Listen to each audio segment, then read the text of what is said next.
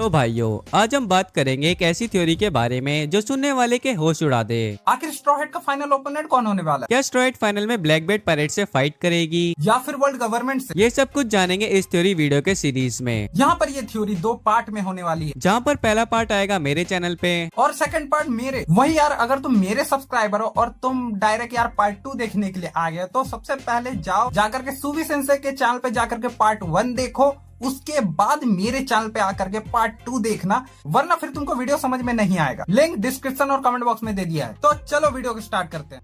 अगर मैं बात करने जाऊं आखिर स्ट्रॉ हैट का फाइनल ओपोनेंट कौन होने वाला है, एंड ये वीडियो जो उस थ्योरी का पार्ट 2 है, यहाँ पर आज हम वर्ल्ड गवर्नमेंट को घसीटने वाले हैं। क्यों घसीटने वाले हैं? रीजन बहुत सारे हैं। देखो, अगर तुमने पार्ट 1 देखा है सूफी सेंसे के चैनल पे तो तुम्हें बहुत अच्छे से समझ में आ गया होगा कि किस तरीके से black belt pirates straw hat pirates का फाइनल ओपोनेंट बन सकते हैं एंड कौन कौन से कैरेक्टर से भिड़ सकते हैं। बट अब सवाल ये आता है कि अगर ये सिचुएशन क्रिएट ही ना हो और ब्लैक बेल्ट पायरेट्स पहले ही निपट जाती है तो, बिकॉज ओडा सेंसे का दिमाग हमेशा बीच बीच में फिरता रहता है। आई मीन हम थ्योरी बनाने वालों की यार मारते रहते हैं, जहाँ पे एक एक थ्योरी की लंका लग जाती है। सो दूसरे सिचुएशन की तरफ भी हम चल के देखते हैं, क्या हो अगर black belt pirate straw hat pirate का फाइनल ओपोनेंट ही नहीं बनती है, बजाय इसके स्ट्रॉ हैट पायरेट्स का फाइनल ओपोनेंट बन जाती है वर्ल्ड गवर्नमेंट। अब देखो, ये हो भी सकता है बिकॉज हमारे सामने वर्ल्ड गवर्नमेंट को एक पावरफुल एंटिटी ग्रुप के रूप में हमेशा रिप्रेजेंट किया गया है, बिकॉज यही पूरी दुनिया के रूल्स बनाते हैं एंड रूल्स को बिगाड़ते भी। इनका मकसद यही है कि वर्ल्ड में बैलेंस बना रहे एंड इसके पीछे अपने काले राज को छिपा सके, और जो कुछ भी गलत काम करना है लाइक स्लेवरी चलाना या फिर किसी को भी गोली मार देना, ये सब कुछ वर्ल्ड गवर्नमेंट करती रहती है। साबाउडी आर्क वो पहला आर्क था मेरे हिसाब से, जहां पर हमने ये स्लेव वाला जो लफड़ा था बहुत ज्यादा खतरनाक लेवल पे देखा था, लेकिन उसके बाद भी हमें बहुत सारे यार डार्क चीजें दिखाई गई हैं।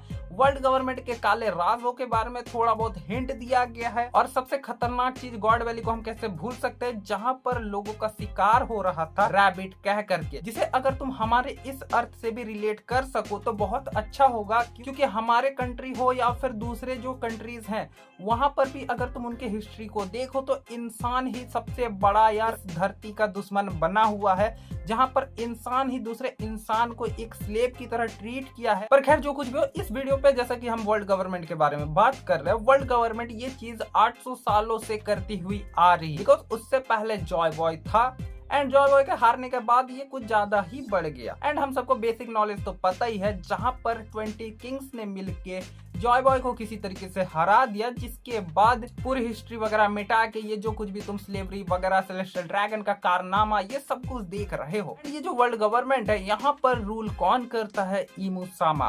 अभी भी इसका जेंडर रिवील नहीं हुआ है, मेल है या फीमेल कोई फर्क नहीं पड़ता। इसके सामने सर झुकाते हैं 5 एल्डर्स, प्लस इसके नीचे आते हैं गॉड्स नाइट, जिनका काम ही है इन लोगों को प्रोटेक्ट करना। प्लस और भी हमें सेलेस्टियल ड्रैगन्स दिखाए गए हैं, और वो सेलेस्टियल ड्रैगन एक से बढ़कर एक कमीने हैं। प्लस इन सबको प्रोटेक्शन देती है मरीन। अगर तुम किसी भी सेलेस्टियल ड्रैगन को थोड़ा भी चोट पहुंचाओगे तो ये लोग तेरे पीछे पड़ जाएंगे एंड तुम्हारा क्या हाल होगा तुम सोच भी नहीं सकते हो। खैर, इतना बेसिक चीज चल रहा है एंड इन सब चीजों के वजह से वर्ल्ड गवर्नमेंट जो है स्ट्रॉ हैट के फाइनल ओपोनेंट के लिए सबसे परफेक्ट फिट बैठती है। एंड तुम जरा इमेजिन करके देखो, लूफी फाइनली सबको हरा उरा करके वन पीस खोज लेता है, और इसी बीच में ही ब्लैक बियर्ड का भी इलाज हो जाता है। इकलौता एंटिटी जो बचता है वो कोई और नहीं, वर्ल्ड गवर्नमेंट ही बचता है। एंड इसको हराने के लिए कुछ लोगों को हराना पड़ेगा, और देखो हमें भी पता है स्ट्रॉ हैट पायरेट सबसे अकेले नहीं भिड़ सकती है, और ये जो एंटिटी है ये एक ऐसी एंटिटी है या फिर एक ऐसी ऑर्गेनाइजेशन जो वर्ल्ड गवर्नमेंट पूरे वन पीस वर्ल्ड पे राज कर रही है, अपने मर्जी मुताबिक नियम चला रही है। इसको हराने के लिए भी स्ट्रॉ हैट को हेल्प चाहिए, जहां पर हमें नो डाउट कुछ कैरेक्टर्स हेल्प करते हुए भी नजर आएंगे, और ये सब स्ट्रॉ हैट पायरेट्स की तरफ से ही फाइट करेंगे। पर हम उनके ऊपर ध्यान नहीं देंगे, हम लोग यहाँ सीधे सीधे स्ट्रॉ हैट पायरेट के ऊपर ही ध्यान देंगे। एंड स्ट्रॉ हैट पायरेट किससे फाइनली भिड़ती हुई नजर आ सकती है, चलो इस पे एक एक करके प्रकाश डालते हैं। सबसे पहले अगर देखा जाए तो लूफी, नो डाउट वो किससे भिड़ेगा? हमेशा यार मेन विलन से भिड़ता है, तो यहाँ पर लूफी के लिए सबसे परफेक्ट ओपोनेंट हो सकता है या फिर हो सकती है इमुसामा, बिकॉज इमुसामा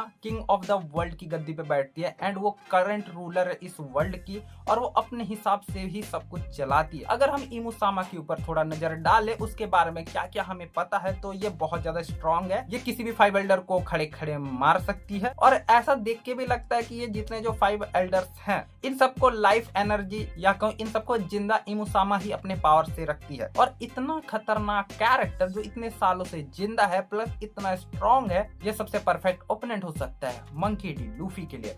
बिकॉज अपना जो लूफी है वो करंट जॉय बॉय है एंड वो गॉडली पावर भी होल्ड करता है। खैर अब आते हैं हम लोग जोरो के ओपोनेंट के बारे में। बिकॉज कैप्टन हो गया है तो अब उसके राइट हैंड मैन की बारी आती है एंड जोरो हमें पता है कि बहुत ज्यादा स्ट्रांग हो जाएगा वन पीस के एंड आते आते। एंड यहाँ पर हो सकती है जोरो की जो बैटल फिगरलैंड गार्लिंग से। बिकॉज हमें फिगरलैंड गार्लिंग का भी पता है कि ये बहुत ज्यादा स्ट्रांग कैरेक्टर है। प्लस जिस तरीके से हमें पता है कि ये गॉड वैली का सर्वाइवल भी रह चुका है एंड गॉड वैली में ऐसे वैसे कैरेक्टर सर्वाइव करके वहां से वापस जिंदा आ जाए ये आसान नहीं हो सकता। बिकॉज वहां पर गॉडली पावर रखने वाले कैरेक्टर्स आपस में टकरा गए थे एंड उनका बैटल इतना ज्यादा घमासान था कि उसको शायद ही कोई सरवाइव कर सकता था जब तक तुम्हारे पास कोई स्पेशल एबिलिटी ना हो। एंड जिस तरीके से ये बंदा जो सैंक्स जैसा दिखता था अपनी जवानी में, प्लस सैंक्स के ही खानदान से बिलोंग करता है, अभी भी कंफ्यूजन है कि ये सैंक्स का बाप है या नहीं है, बट सैंक्स के खानदान से बिलोंग करता है इतना हमें पता है। ये कैरेक्टर भिड़ सकता है फाइनल में जोरो से। खैर आगे आते हैं और बात करते हैं लूफी के लेफ्ट हैंड मैन सांजी की। बिकॉज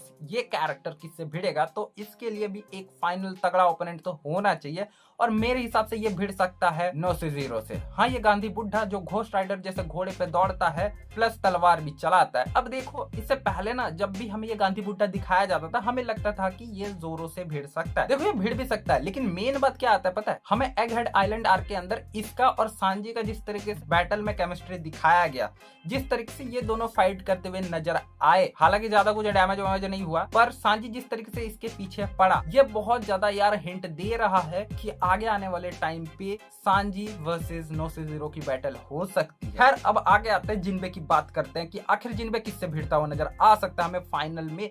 तो यहाँ पर मुझे लगता है जिनबे भिड़ेगा सैंड टॉपमैन वारकुरी से। बिकॉज ये कैरेक्टर बहुत ज्यादा ड्यूरेबल है। जितने भी 5 एल्डर्स हमें अब तक दिखाया गया उन सब में सबसे ज्यादा ड्यूरेबल अगर कोई कैरेक्टर मुझे दिखा है ना वो ये वारकुरी है। बिकॉज इसका जो पावर है ना ये इसको ट्रांसफॉर्म करता है एक जायंट से जंगली सुअर में, जिसको लूफी ने रेड रॉक मारा था उसके बाद भी लूफी का हाथ दर्द कर गया था, इसको खरोच तक नहीं आया था। एंड इसका फाइट जब जिनबे के साथ होगा वो देखने में बहुत मजा आएगा। अब आगे बढ़ते हैं और बात करते हैं गॉड उसॉप की। बिकॉज गॉड उसॉप का जिस तरीके से ड्रीम है उसको ब्रेवेस्ट वॉरियर ऑफ द सी बनना है, प्लस फैंस जिस तरीके से उम्मीद लगा के बैठे हैं कि आगे आने वाले चैप्टर्स में गॉड उसॉप का पावर अप हमें नेक्स्ट लेवल पे देखने को मिल सकता है।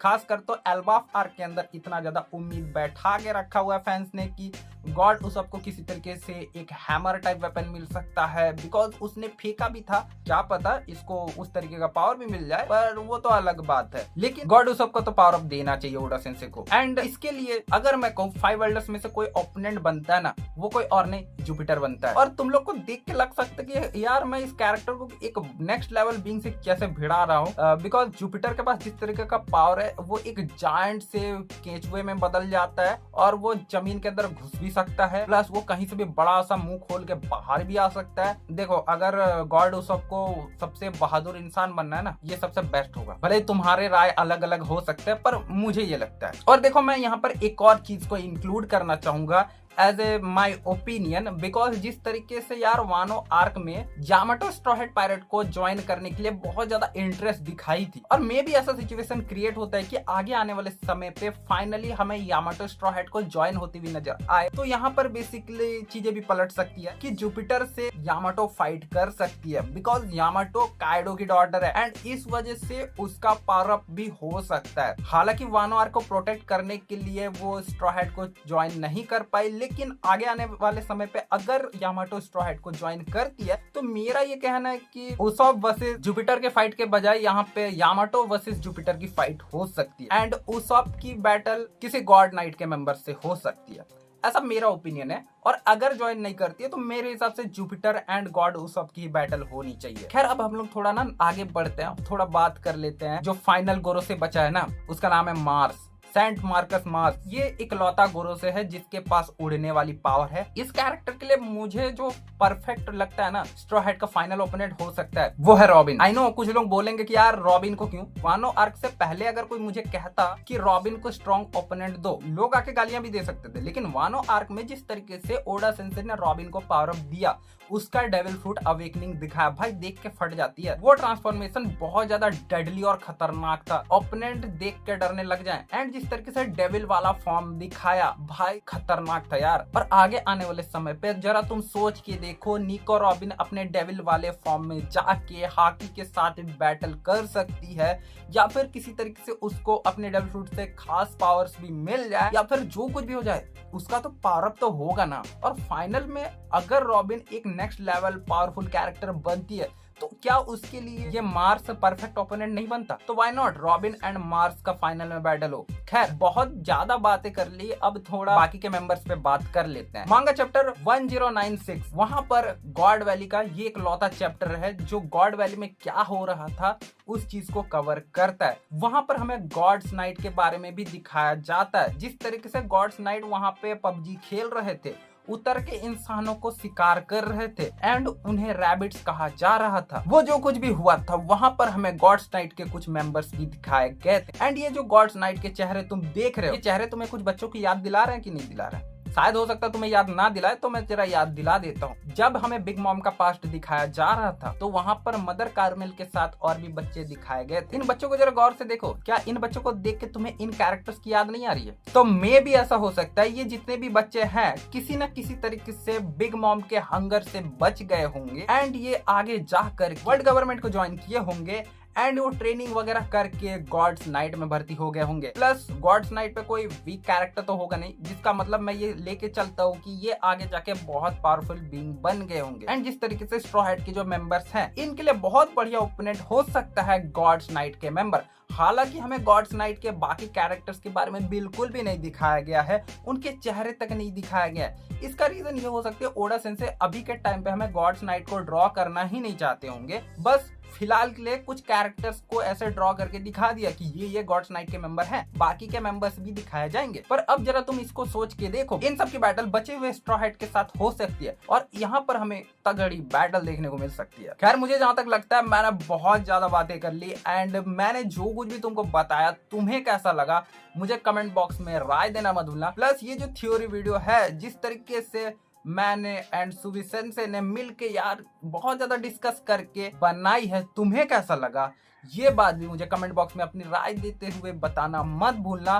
सो प्लीज यार कमेंट बॉक्स में जितना कमेंट कर सकते हो करो। प्लस सुवी सेंसे के चैनल को भी चेकआउट करना मत भूलना, और अगर तुम उसके सब्सक्राइबर हो आकर के मेरे इस वीडियो को देख रहे हो तो मेरे भी बाकी के वीडियोस को चेकआउट करना मत भूलना। प्लस अगर तुमको ये वीडियो पसंद आया तो प्लीज इस वीडियो को लाइक करना मत भूलना, चैनल पर नया हो तो इस चैनल को सब्सक्राइब करना मत भूलना, और हाँ बेल आइकन को भी ऑन कर देना, जिससे जब मैं कोई नया वीडियो डालूंगा तुम्हारे पास नोटिफिकेशन चल जाएगा। प्लस मुझे इंस्टाग्राम पे भी फॉलो करो यार, और हाँ मिलेंगे नेक्स्ट वीडियो में, फिलहाल के लिए बाय।